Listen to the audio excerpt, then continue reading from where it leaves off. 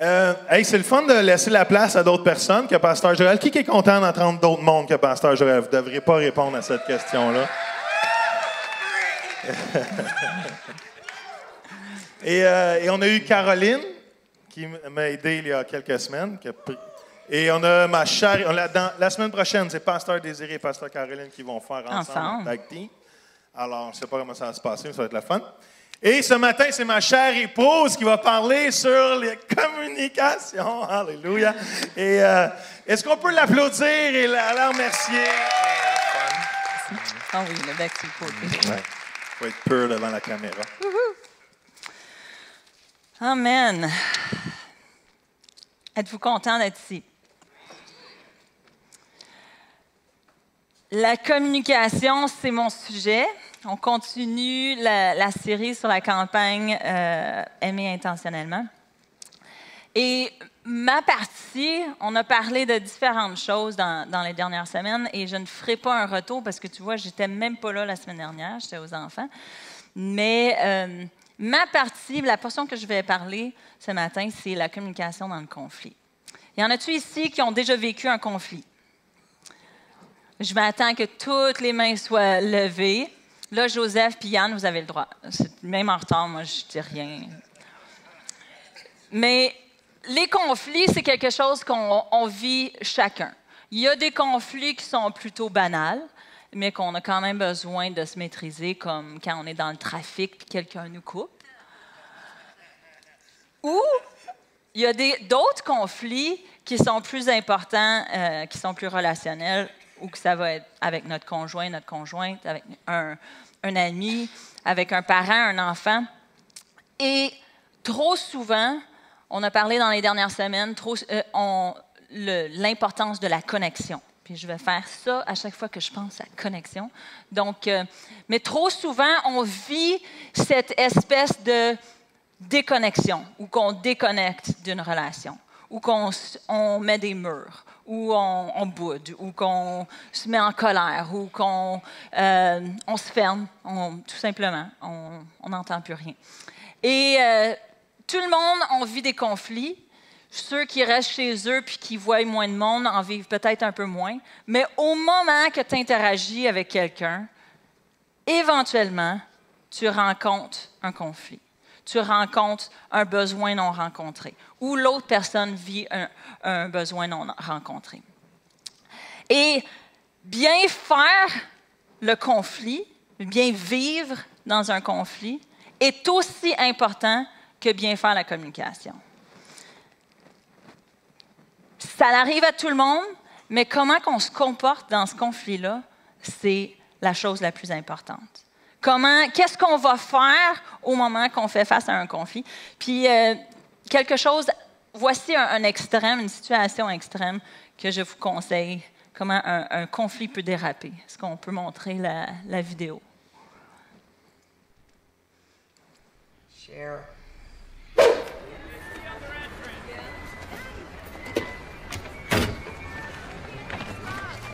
Excuse me. I know you didn't think anyone would catch you, but you just slammed your door into my car. Tu viens The juste de least you rentrer can do ma is say you're porte. sorry, lady. Tu pourrais te dire, je Take that m'excuse. tone. It's not like I'm hurting your resale value. De toute façon, ton char, c'est pas ça qui va faire qu'il baisse de valeur.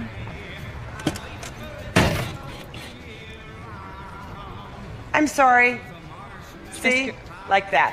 Tu vois, c'est comme ça qu'il faut dire je m'excuse.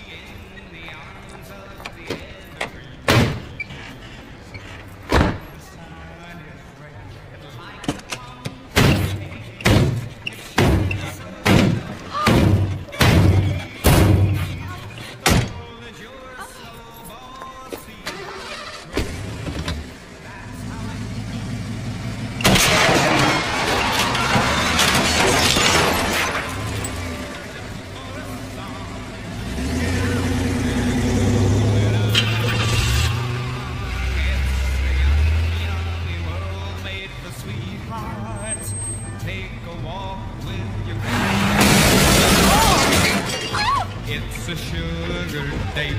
What if spring is late and winter it's a marshmallow world?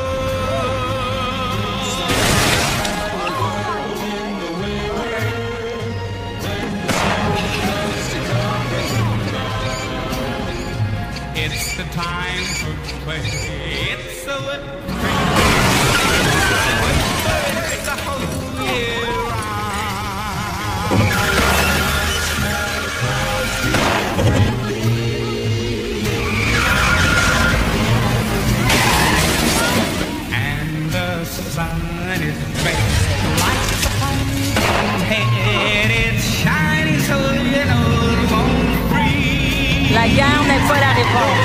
You're a snowball, see how it grows. Whenever it snows, the world is your snowball just for a song. So get up and roll it along. It's the only world made for sweethearts. Take a walk with your favorite girl. It's a sugar date. What a spring it's late. In winter it's a marshmallow. Oh, in winter it's a marshmallow.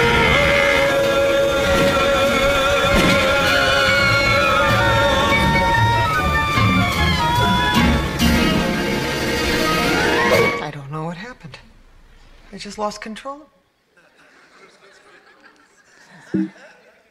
Et voilà ce qu'un conflit ne devrait jamais devenir.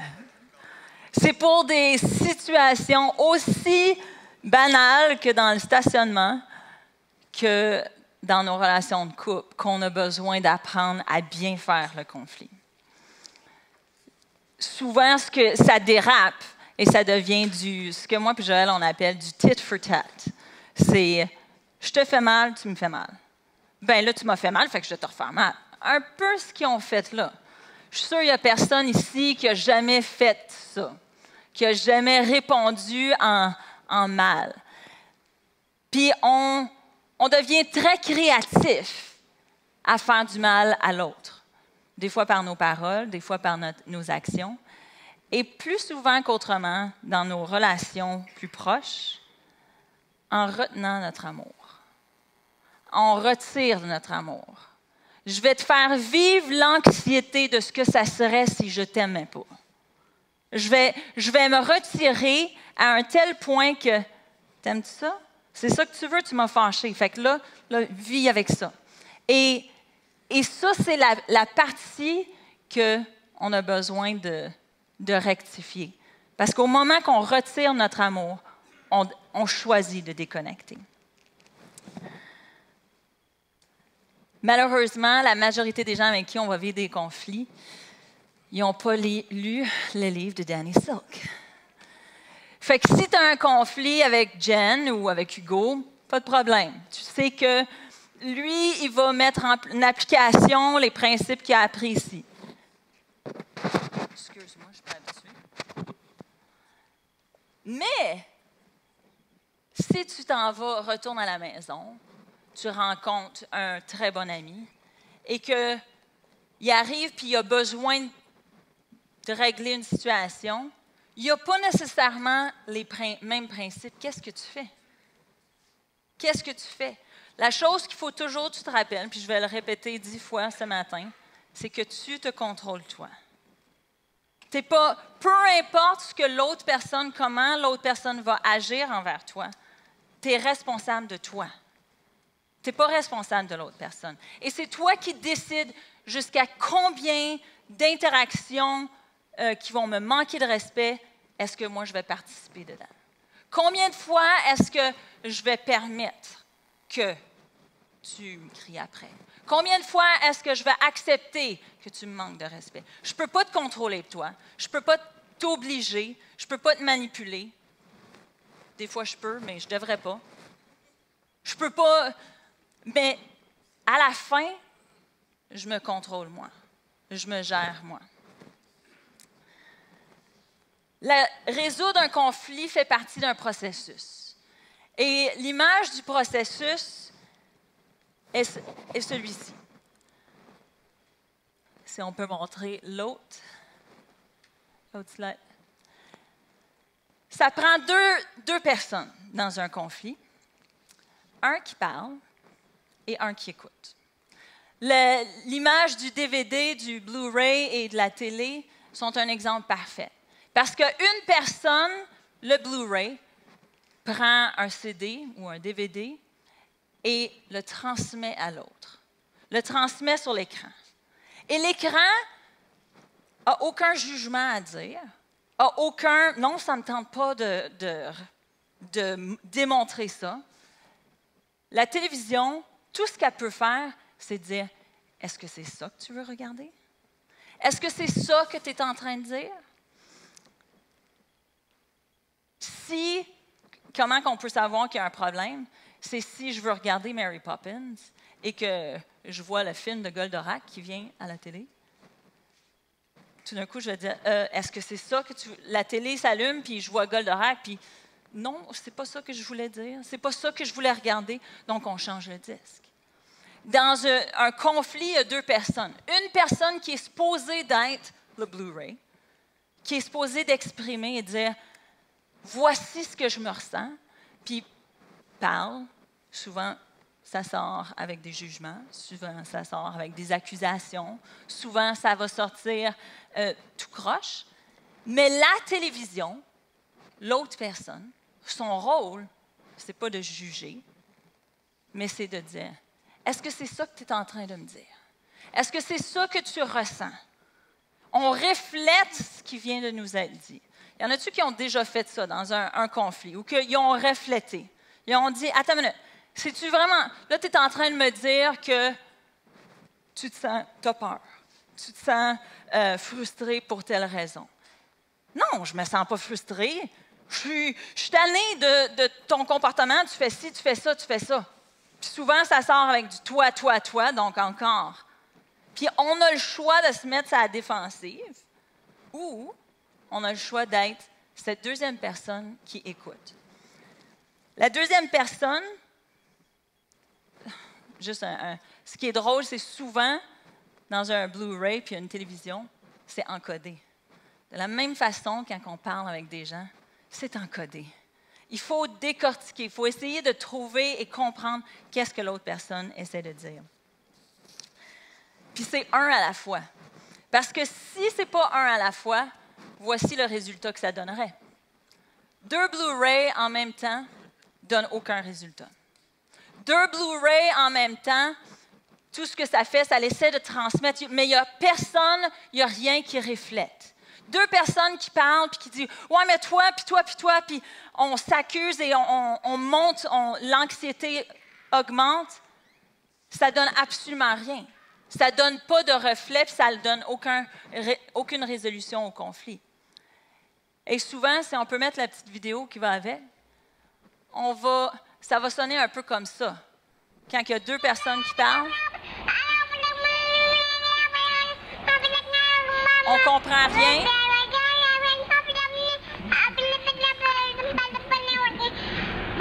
C'est juste du bruit.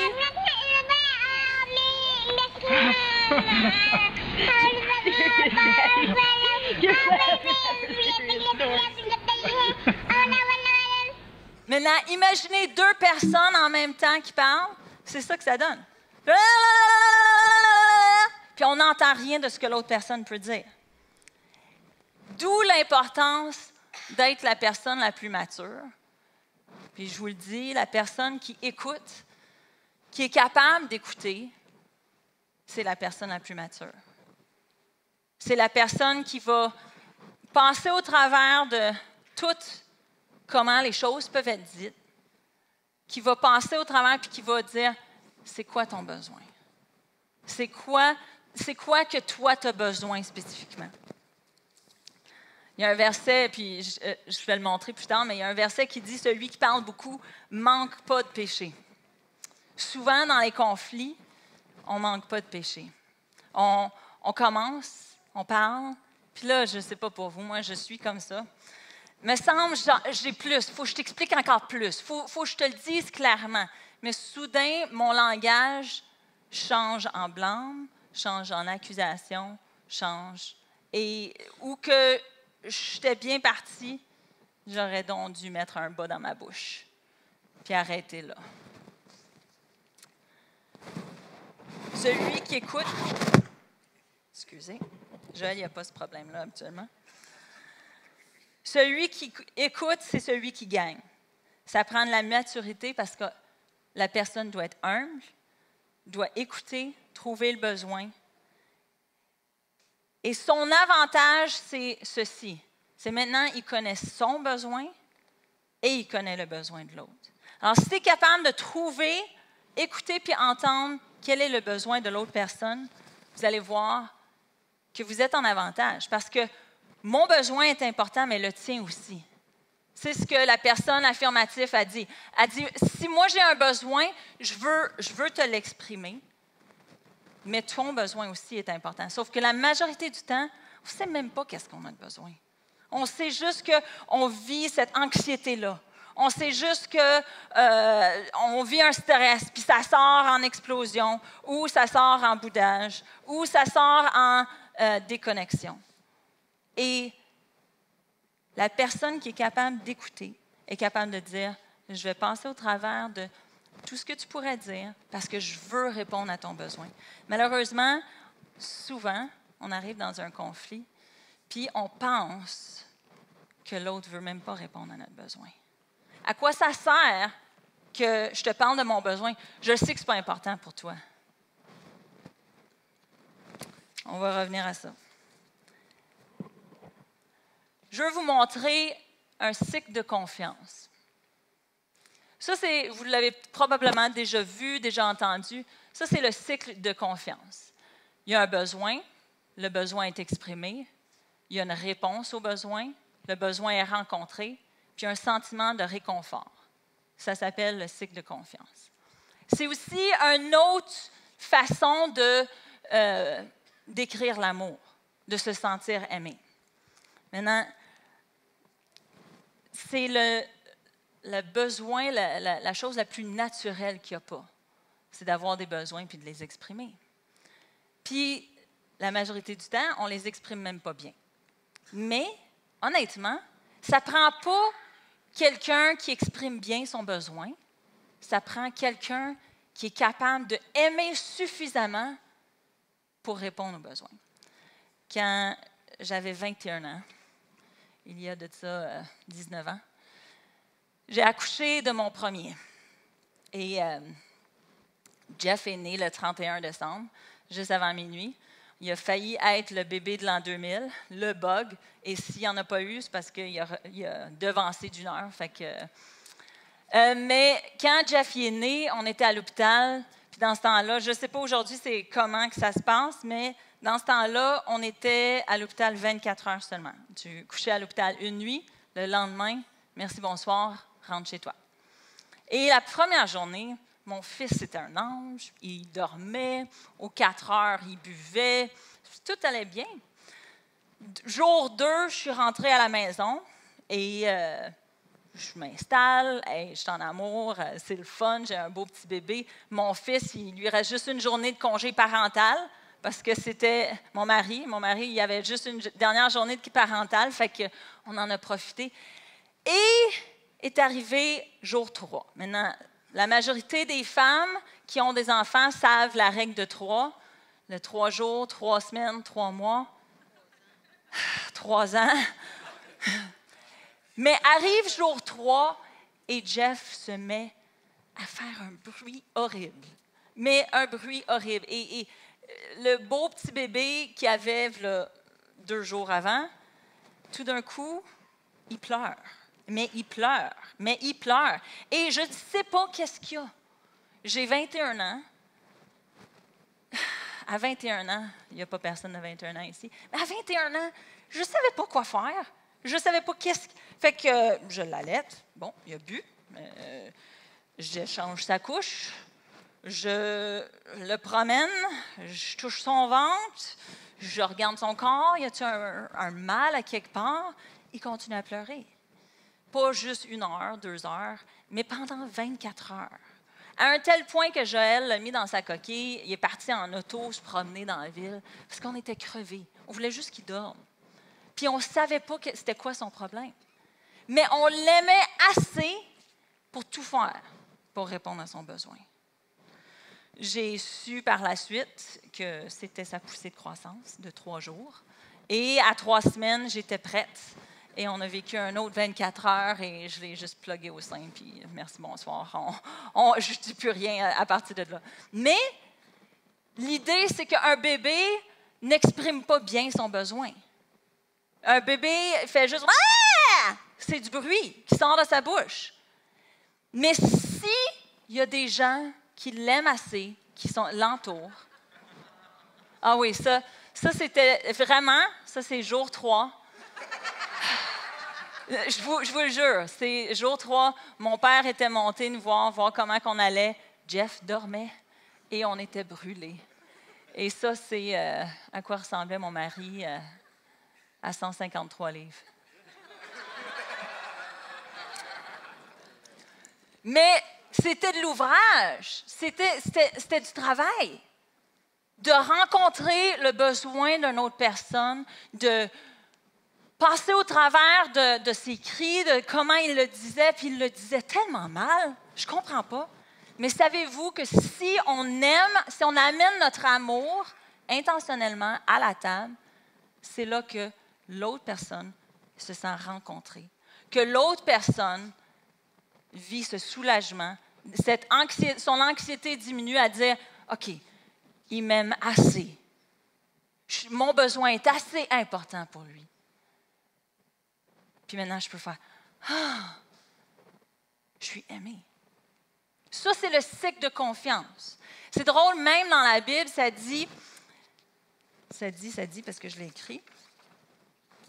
Où que je l'ai écrit?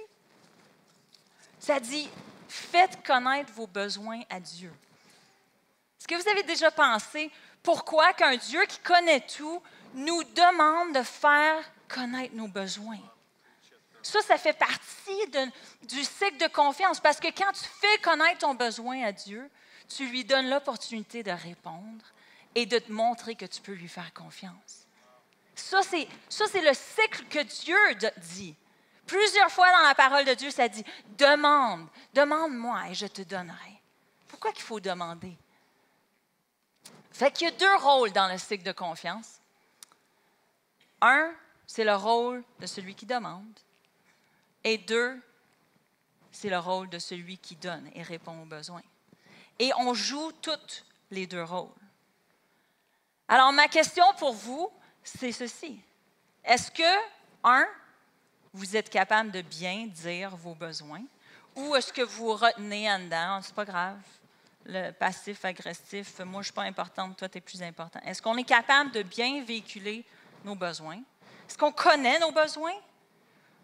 Et quand on est sur l'autre côté, est-ce qu'on est capable de, même si notre conjoint, notre ami, notre enfant, notre parent mal exprime son besoin ou s'exprime mal tout court, est-ce qu'on est capable de trouver c'est quoi qu'il a son besoin et répondre pour le rencontrer? Vous connaissez tout le genre de situation, on a déjà vécu ça chez nous, malheureusement, dans le passé, avant Keep Your Love On, où que le conjoint rentre à la maison, puis là, fait le cold shoulder. On ne parle pas. Ça va, chérie? Oui, oui. Y a-t-il quoi qui se passe? Non, il n'y a rien. Il n'y a vraiment rien. Chérie, c'est pas crédible, ben. Je suis pas mal sûre, il se passe quelque chose. Ben oui. Non, il n'y a rien. Laisse-moi tranquille. Chérie, c'est pas vrai, on ne passera pas une soirée comme ça, là. Moi, je veux savoir c'est quoi qui se passe. Ben non, franchement, comme si toi, tu t'en fous de toute façon. Pourquoi je te le dirais? Puis, y en a-tu qui ont déjà vécu ça? Ah, c'est bien, juste rire, ça me console. Puis là, tout d'un coup, ça mijote en dedans. Ouais, je vais lui dire. Il a dit qu'il voulait l'entendre, je vais lui dire. Chérie, OK, je suis prête à te parler. Je suis prête à te dire. Attache ta tuque. T'es prête? T'es-tu prête? Tu sais, là, toi, là, quand tu rentres à la maison, là, puis là, t'arrives, puis tu t'écrases dans le sofa, là, puis moi, j'ai passé la journée avec les 3 enfants, puis là, je parle pas de moi. 3, ça a sorti tout seul. Puis là, tu sais, puis après ça, t'arrives ton lundi, puis il faut que tu ailles jouer au golf. Puis moi, là-dedans, moi, j'attends là, que tu me montres un peu d'attention, que tu m'aides à faire la vaisselle, que tu veux-tu que j'aille faire la vaisselle? Ben oui, si tu fais la vaisselle, c'est parce que je vais te l'avoir dit. Hein? Hein? Non. Laisse faire. De toute façon, tu sais, si tu m'aimais vraiment, tu me donnerais des fleurs une fois de temps en temps, tu me sortirais sur une date, mais il faut que je te le dise. Y en a-tu qui ont déjà vécu une situation comme ça? Ou qu'on exprime notre besoin très, très mal. Et puis, le lendemain, devinez quoi? Le petit chéri d'amour revient à la maison. Je t'aime, chérie, avec un beau bouquet de fleurs. Ben oui. Si j'en avais pas parlé hier, hein, tu m'en aurais pas donné certainement.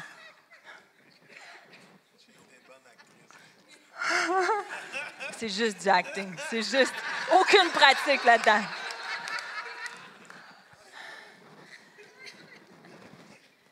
Quand je peux mal exprimer mon besoin, puis je le fais souvent, on le fait souvent, où je peux apprendre à bien véhiculer mon besoin et laisser la chance à l'autre de répondre. Vous savez, si je dis mon besoin, puis si j'y donne une tâche à faire, ou si j'y dis « je veux une date, je veux des fleurs, je veux que tu fasses la vaisselle », il n'y a pas de crédit à ça. Il n'y a pas de crédit. Tu peux skipper 2-3 slides. Ça, c'était le cycle de confiance brisée, où que lorsqu'on ne répond pas aux besoins, lorsque le besoin n'est pas rencontré, puis le sentiment d'inconfort, le sentiment d'abandon qu'on peut vivre. Donc, c'était juste pour faire la comparable. Et mon fameux verset, puis ça, c'est à apprendre énormément. Celui qui parle beaucoup ne manque pas de péché. Des fois, lorsqu'on exprime notre besoin, il faut vraiment apprendre à se retenir. Mais, tu peux changer à la prochaine. Si j'ai un choix, je peux faire, puis là, ça donne mon mari devant moi. Parce que si ce n'était pas lui, je prendrais Sephora. Mais je peux arriver dans une situation où que je fais de lui mon serviteur. Achète-moi des fleurs, fais ci, fais ça, fais la vaisselle, montre-moi, prouve-moi, puis j'arrive avec cette optique-là où je peux lui faire part de mon besoin et que lui, par lui-même, choisit de me servir. Et la différence, il y a une petite nuance.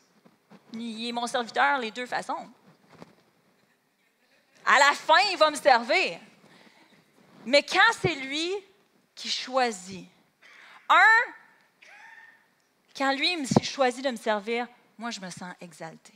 Je me sens, oui, c'est ça, je me sens, mon mari m'aime. Mais quand c'est moi qui l'oblige, lui, il se sent humilié. Il y a une puissance et une grâce qui vient quand lui, il choisit de me servir ou quand moi, je choisis de le servir. Parce que maintenant, je viens souffler sur notre couple. Mais quand je l'oblige ou j'arrive avec cette exigence-là, avec ma liste de choses que tu ne fais pas et que tu devrais faire, soudain, il y a une oppression, il y a une résistance. Il y a une fois un couple qui, le mari est arrivé voir sa femme puis il a dit « Chérie, j'aimerais ça aller une semaine à Myrtle Beach jouer du golf. » Et je veux vous dire 2 possibilités du scénario. Option 1, la femme, elle reçoit ça et s'enrage. Franchement. Il va aller à Myrtle Beach avec ses amis, puis moi. Qu'est-ce qui va arriver avec moi? Moi, je vais rester à la maison. Hey, je vais m'occuper de l'église. Ça donne, dans ce couple-là, il y avait une église. Je vais m'occuper de l'église. Je vais travailler et, en plus, je vais... Chérie, je parle pas de nous. Je vais... En plus, là, il me met tout ça. Puis là, regarde bien ça, il va y prendre goût. Il va vouloir y aller à tous les 2 ans. Puis là, c'est ça, hein? Il va vivre que pour ça. Moi, puis les enfants, ça va être une tâche là, à semaine longue là, qu'il faut faire. Il faut faire. Puis là,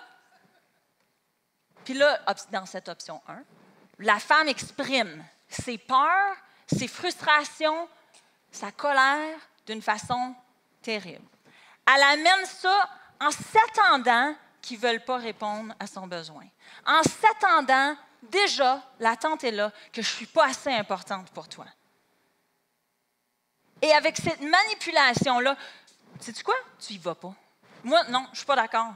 Hey, franchement, comme si, non, c'est nos enfants, tu as 3 enfants, amène-les avec toi. Si tu veux y aller, vas-y, amène-les avec toi. Pas de problème. Et le contrôle embarque. Puis, qu'est-ce que ça fait? La réponse? Ben, tu penses que tu vas essayer de me contrôler? Tu penses que j'irai pas à tu sais quoi? Arrange-toi. Moi, j'y vais pareil, de toute façon. Ça, c'est option 1. Ou l'option 2, qui est une beaucoup plus belle histoire. Le mari partage son désir d'aller à Myrtle Beach et la femme fait face à ses peurs. La peur d'être oubliée, la peur de ne pas être assez importante, la peur d'être prise pour acquis, la peur de tout avoir une charge de travail puis de le gérer seule. Et elle exprime sa peur et son besoin de savoir qu'il va quand même prendre soin d'elle, son besoin de savoir qu'elle est assez importante. Et elle a mis un bas dans sa bouche et elle arrête de parler. Sauvée. Et maintenant que son besoin est exprimé, ça lui appartient de répondre. Il s'en va. Il part pour Myrtle Beach.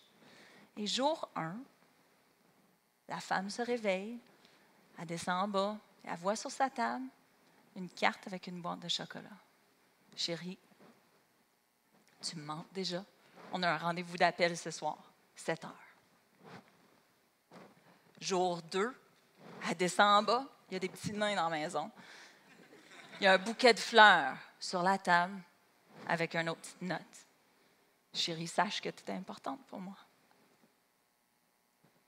Jour 3, elle descend en bas. Là, elle commence à anticiper. Qu'est-ce qu'il va avoir? Il y a une petite carte cadeau avec une autre carte qui dit « Prends donc une journée au spa aujourd'hui. Tu le mérites. » Et je vous le dis, pendant 10 jours, elle s'est sentie pris soin. Je me suis sentie pris soin. Je me suis sentie aimée. Je me suis sentie importante. Et je n'ai même pas rien exigé. Moi, j'aurais été contente juste avec un appel à tous les soirs. Imagine si j'y avais imposé mon appel à tous les soirs. Lui, j'aurais fait de lui mon serviteur. Mais là, il a eu goût de répondre à mon besoin en me servant. Et je me suis sentie... Ah!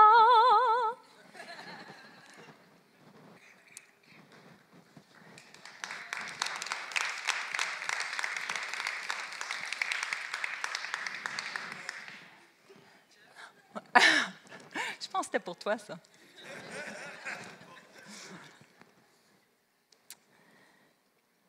Mais qu'est-ce qu'on fait? Excuse. Qu'est-ce qu'on fait si on a un conflit? Ça, c'était avec la personne que j'aime le plus au monde et que je sais qui m'aime. Qu'est-ce qui arrive si tu es avec une personne qui ne m'aime pas vraiment? Qu'est-ce qui arrive? Qu'est-ce que je fais dans ces circonstances-là? Si je comprends que je me contrôle moi-même, on peut passer à la prochaine slide. Voici des petites tips, des aides pour parler communication efficace. 1, je parle au « je ». Le « toi », l'accusation. Si je suis devant quelqu'un qui m'accuse, qui parle au « toi », « Hey, toi, t'as fait ci, puis toi, t'as pas fait ça, puis, tu sais, toi, là, je suis tannée quand tu fais ça. » Tout ce que moi, je peux faire, c'est me contrôler moi-même. Et moi, je peux comprendre, je peux savoir mon besoin. Maintenant, c'est de l'exprimer, mais pour baisser l'anxiété de l'autre personne. Parce que quand on se fait accuser, blâmer, juger, il y a une anxiété que l'autre personne vit. Il y a un stress. À quelque part, tu t'en fous de moi. C'est ça que l'autre personne essaie de dire. Mon besoin n'est pas assez important. J'arrive à la table avec cette conception-là que je ne suis pas assez importante, que tu veuilles répondre à mon besoin. Mais si j'écoute l'autre personne, je cherche son besoin. Pensez, puis là, je sais que c'est facile, parce que moi, je suis facile de le dire, mais le vivre réellement, quand tu te fais accuser, quand tu te fais pointer du doigt, moi, OK, ça bouille. Mais d'être capable de dire non, je me contrôle moi, je vais parler au jeu et je vais découvrir c'est quoi son besoin à lui ou à elle, parce que cette relation-là est assez importante pour moi. Notre société est très facile à déconnecter. Sais-tu quoi? C'est trop compliqué avec elle. Ça ne vaut pas la peine. L'autre personne, c'est comme ça qu'elle se ressent déjà en partant. Mais si tu es prête à écouter, à t'humilier, go low, à t'humilier puis entendre, peu importe comment ça sort, peu importe le comment que ça va sortir, si tu es prête à écouter, refléter ce que l'autre personne. Donc, c'est ça que tu es en train de me dire. Est-ce que c'est comme ça que tu t'es senti? Est-ce que c'est ça que tu es en train de dire? Et poser des questions.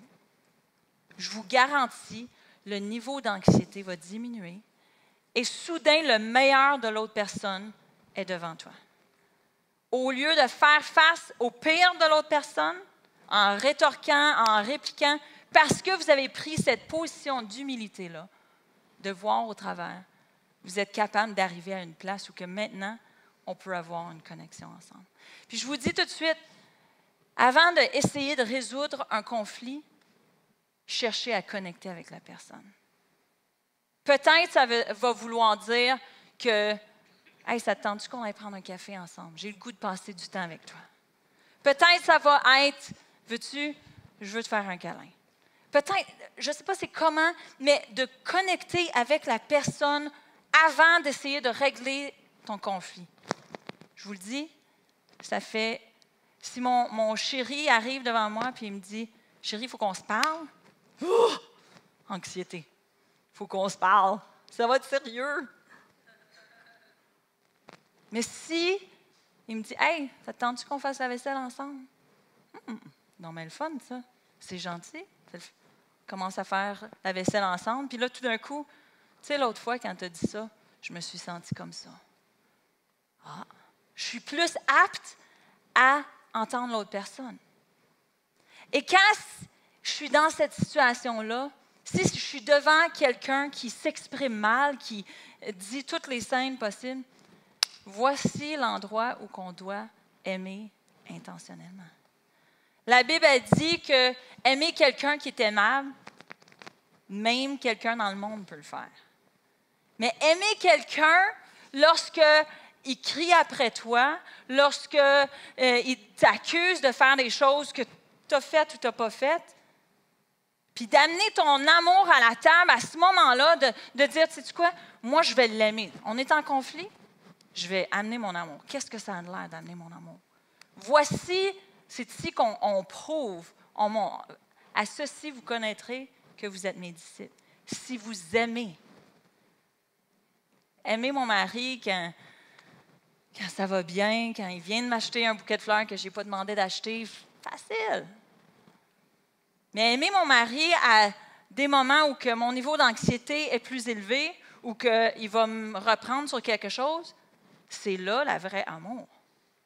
Aimer quelqu'un qui rentre dans mon bureau et qui va me dire que j'ai mal fait ma job ou que voyons donc comment ça, j'ai pas vu quelque chose, puis c'est pas facile. Mais c'est à ces moments-là que là, on aime vraiment, que l'amour de Dieu ressort vraiment. On parle d'aimer intentionnellement. C'est à ces moments qu'il faut que cet amour-là ressorte. Si je n'amène pas mon amour dans un conflit, si je n'amène pas mon amour dans un désaccord, si je n'amène pas ça à la table, la peur envahit.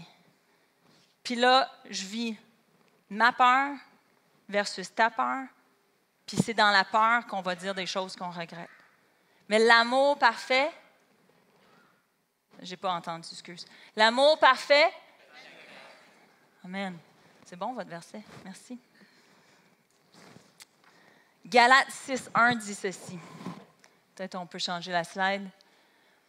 Frères, si un homme vient à être surpris en faute, vous qui êtes spirituels, redressez-le avec un esprit de douceur. Prends garde à toi-même de peur que tu ne sois aussi tenté. Ça, c'est comment le Seigneur, la Bible nous dit de résoudre un conflit. Puis, en lisant le verset, il y a certaines choses qui reviennent à la surface. Maintenant, on a toujours pris ce verset-là, moi je suis une fille de pasteur, pour résoudre des gros péchés. Ça, c'est comment, quand c'est un... OK, on parle de quoi de gros, là, comme j'ai volé un micro, ou quelque chose comme ça, je ne sais pas. Mais ça a toujours été pris comme pour dans l'Église, en tout cas, comment moi je l'ai interprété. Mais en réalité, ça s'applique à vous et moi. Là. Dans notre quotidien, voici comment Dieu nous dit de régler nos conflits. Fait que si un homme vient à être surpris en faute, maintenant, on va s'entendre. Dans nos relations, si je te surprends en faute, c'est que tu es en train de faire quelque chose que je ne ferais pas. C'est que tu es en train de dire de quoi que je ne dirais pas. C'est que je ne suis pas d'accord avec toi. C'est pas que ta faute est un péché. C'est pas que ta faute est... Mais en relation, c'est que je ne suis pas d'accord. Donc, confrontation. Il faut qu'on adresse ça. Pourquoi que tu as fait ça? Pourquoi tu as enlevé tes souliers sur le stage? Là, j'ai besoin, il faut qu'on se parle. Il faut qu'on se parle. Tu as fait quelque chose que moi, je n'aurais pas fait, que moi, je ne pense pas que tu aurais dû faire. Vous qui êtes spirituel, ça ne dit pas vous qui êtes religieux. Ça dit vous qui êtes spirituel. Quelqu'un de religieux, c'est quelqu'un qui va faire les choses parce que c'est ça la loi. C'est ça qu'il faut faire. Mais quelqu'un qui est spirituel, c'est quelqu'un qui connaît le cœur du Père. Vous qui êtes spirituel, fait que ça, c'est vous et moi. Êtes-vous d'accord? Oui. On est des gens spirituels. Redressez-le avec un esprit de douceur.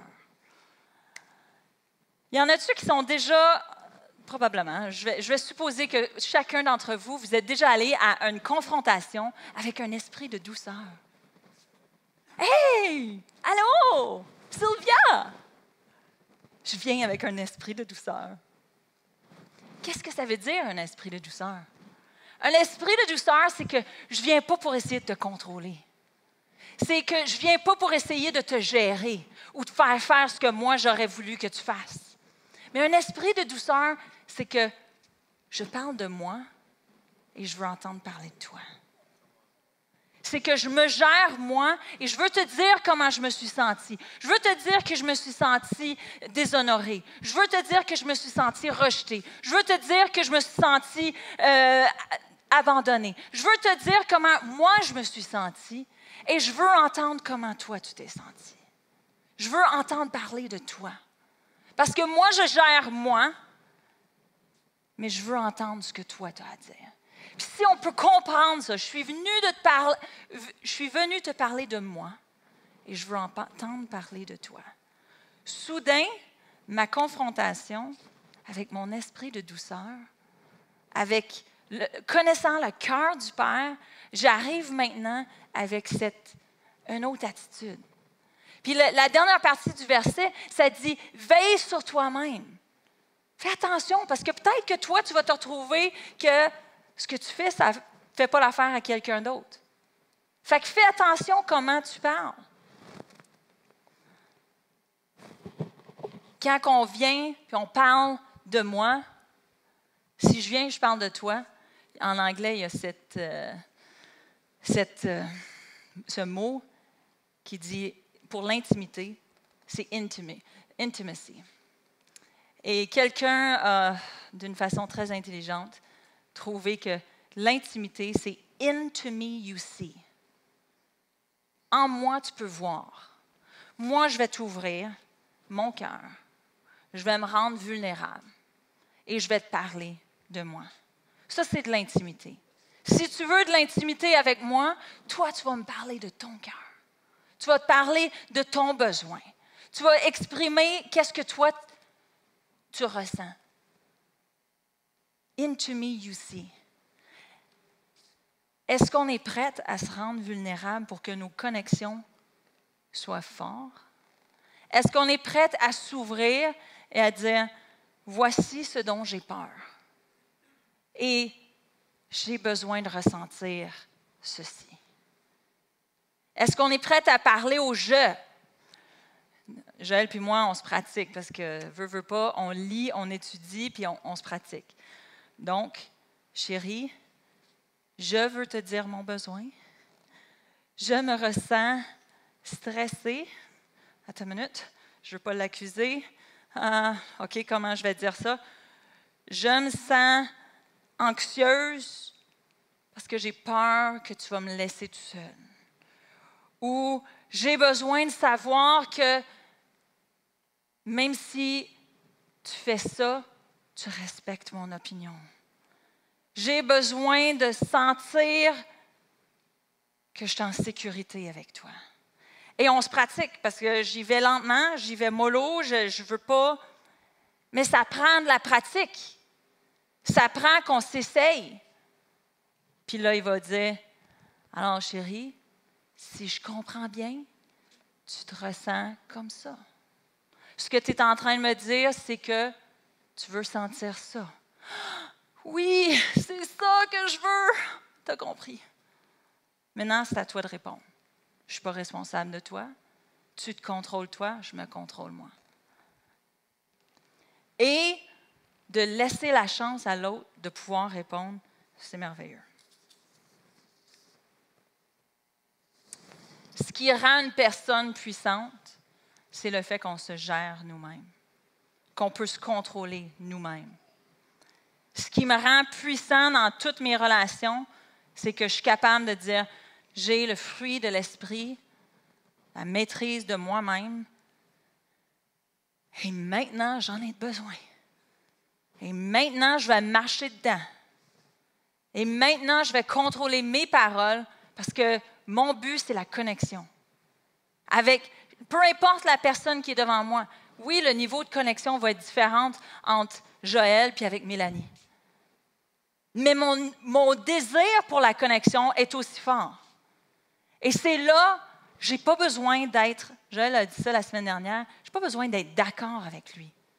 Quand je reflète sa télé, OK, lui, le message, le DVD rentre, puis il dit « je ne me sens pas écouté ».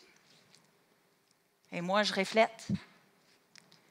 Je n'ai pas d'affaire à juger puis dire « je ne suis pas d'accord avec toi, il me semble que je t'écoute. Franchement, t'as-tu vu comment j'étais toute oreille, j'attendais que tu finisses. On n'a pas d'affaire à être à contrarier. Je reflète. Donc, si je comprends bien, tu es en train de me dire que tu ne sembles pas penser que j'entends ton cœur.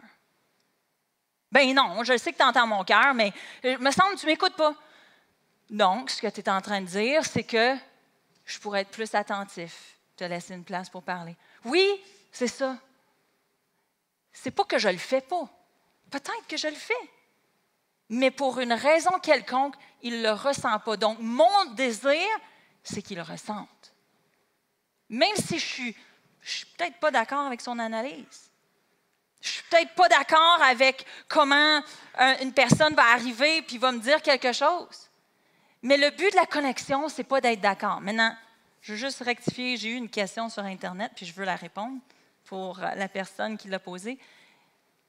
En couple, est-ce qu'il faut être d'accord avant de prendre des décisions ou il faut juste être connecté? Bonne question. Quand on prend des décisions importantes, je pense que c'est important qu'on soit d'accord. Mais si je cherche la connexion, si Joël, il veut aller en vacances dans 2 semaines, puis je cherche la connexion, maintenant, je ne suis pas d'accord qu'on aille en vacances dans 2 semaines. Mais je veux entendre son cœur. Et lui a un besoin, et moi, j'ai un besoin. Alors, lui exprime son besoin, puis il me dit, « Chérie, j'ai besoin de me reposer. J'ai besoin de recharger mes batteries. » Il me semble que... Est-ce que tu es en train de me dire que tu es fatigué? Es-tu en train de me dire que tu as besoin de jouer au golf? Es-tu en train de me dire... J'ai bien compris. Maintenant, chérie, tes besoins sont importants, les miens aussi. Moi, je pense qu'on n'a pas les finances. Puis le stress des finances, c'est lourd sur moi. Puis lui, il dit, donc, si je comprends bien, le fait qu'on aille en vacances, ça prend de nos sous, ça te met une anxiété. Si j'adresse ce besoin-là parce que Danny vient de me donner des sous pour payer notre semaine de vacances, tu viens de rencontrer. Avez-vous vu l'interaction? Il y a un besoin, j'ai un besoin. On n'a pas besoin d'être d'accord pour connecter ensemble. Mais au moment il entend mon besoin, il veut le rencontrer. Je veux rencontrer son besoin. À un moment donné, on a quitté notre église de Sainte-Rosalie. Et pour moi, j'ai fait part d'un certain besoin, puis il n'était pas d'accord. J'y ai fait part de mon besoin. Il m'a dit, écoute, je comprends, mais voici quel est mon besoin. Que les choses soient bien faites, que le Seigneur me parle. Pas de problème. Et on n'a pas pris la décision tant que les deux n'étaient pas d'accord. Pourquoi? Parce que son besoin devait être rencontré et mon besoin devait être rencontré. Et quand on était arrivé où que les deux besoins étaient rencontrés, maintenant, on pouvait prendre la décision. Comprenez-vous? Le but de la connexion, ce n'est pas d'être d'accord. Le but d'une relation, c'est de connecter ensemble. C'est de maintenir cette connexion. La majorité des gens, ils vivent disconnectés et ils ont des moments temporaires de connexion. « Hey, on vient de faire l'amour. C'était bon, hein? » Et on repart à notre vie. Ou « Hey, je t'ai donné un bouquet de fleurs. Quelle belle soirée en amoureux pour la Saint-Valentin. » Puis là, le lendemain, hey, il a encore laissé ses bas traîner. Le but, c'est d'arriver. Le but, je pense, je dirais rien. C'est tentant, mais je dirais rien. Le but, c'est qu'on reste à cette place de connexion et qu'on ait des moments temporaires de déconnexion. Et même éventuellement, c'est de rester connecté tout le temps et que c'est juste les nuances de niveau de connexion que maintenant on travaille dessus. Et ça dans toutes nos relations. Voici 5 choses qu'on peut faire, puis je vais terminer avec ceci. Travailler sur connecter ensemble avant de résoudre le conflit. Rappelez-vous vos langages d'amour. Dans un moment de conflit intense, aimer. Ça ne fait pas ton affaire, aime. Comment qu'Hubert, il a besoin d'être aimé, c'est je vais tout faire pour... Toi, c'est les cadeaux. Parfait, je vais y acheter des cadeaux. Je veux qu'il ressente l'amour intentionnel. Intentionnellement, augmenter votre niveau d'amour. Intentionnellement. Fait que si d'habitude, c'est déjà là, ou si d'habitude, c'est déjà là, bien, on met une coche de plus dans un conflit. Rappelez-vous de parler au « je ». Parle de toi. Je parle de moi. Et je veux entendre parler de toi. Et rappelez-vous d'exprimer votre besoin et de découvrir le besoin de l'autre. Alors, on va terminer avec ceci, mais j'aimerais ça qu'on se lève ensemble. Et j'ai écrit 6 déclarations qui touchent peut-être les dernières semaines, mais j'aimerais juste qu'ensemble, on puisse juste mettre notre main sur notre cœur, que vous puissiez dire ces déclarations-là avec moi. Je suis une personne puissante. Je ne contrôle pas les autres. Et le fruit de la maîtrise de moi-même est en moi. Je vais apporter mon amour à tout conflit. Je ne suis pas une victime. Je vais parler de moi et je vais écouter l'autre parler de lui. Et je garde et protège mes connexions. Seigneur Jésus, on invite ton Saint-Esprit de venir nous remplir encore une fois, de venir se reposer sur nous. Seigneur, c'est par ton esprit, par le fruit de ton esprit, que chacun de nous, on peut bien faire le conflit, bien vivre le conflit. Seigneur, merci pour ton esprit de sagesse et de révélation qui nous rappelle, Seigneur, les différentes tactiques qu'on a découvertes. Merci, Seigneur, que tu es celui qui nous guide. Tu es celui qui nous garde connectés à toi premièrement et ensemble.